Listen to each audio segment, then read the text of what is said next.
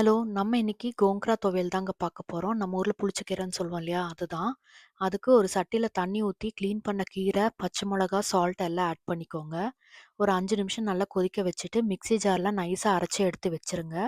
ஒரு சட்டியில நல்லெண்ணெய் ஊத்தி கடுகு, கடலைப்பருப்பு, உளுத்தம் பருப்பு, வரமிளகா எல்லாம் போட்டுடுங்க. பருப்பு பொரிஞ்சதுக்கப்புறம் வெங்காயத்த போட்டு நல்லா வதக்கிக்கோங்க. அந்த வெங்காயத்துக்கு அளவா சால்ட்டும் போட்டுருங்க. வெங்காயம் நல்லா வதங்குனதுக்கப்புறம் நம்ம அரைச்சு வச்சிருக்கிற கீரைய போட்டு, ஒரு 1/4 டம்ளர் தண்ணி மட்டும் ஊத்துனா போதும். அந்த மிக்ஸி ஜார்லயே ஊத்திருங்க. ரொம்ப தண்ணி ஊத்தக்கூடாது. இது கெட்டியா தான் இருக்கணும். ஒரு 5 நிமிஷம் நல்லா கொதிக்க விட்டதுக்கப்புறம் எண்ணெய் பிரிஞ்சு வரும். அப்போ வந்து பெருங்காயம் போட்டு ஸ்டவ் ஆஃப் பண்ணிடுங்க. இந்த கோங்க்ரா பார்த்தீங்கன்னா, லேடீஸ்க்கு வந்து ரொம்ப ரொம்ப நல்லது. இதுல வந்து கால்சியமும் அதிகமா இருக்கு. பிளஸ் இந்த மென்ஸ்ட்ரல் கிராம்ப்ஸும் கம்மி பண்ணும். இந்த மாதிரி பண்ணி வச்சுக்கிட்டிங்கன்னா, 1 வீக் ஆனாலும் வச்சு யூஸ் பண்ணலாம். நான் வந்து வீக்லி ஒன்ஸ் கண்டிப்பா இத ஆட் பண்ணிருவேன் ஃபுட்ல. நீங்களும் இத ட்ரை பண்ணி பார்த்துட்டு எப்படி இருக்குன்னு சொல்லுங்க.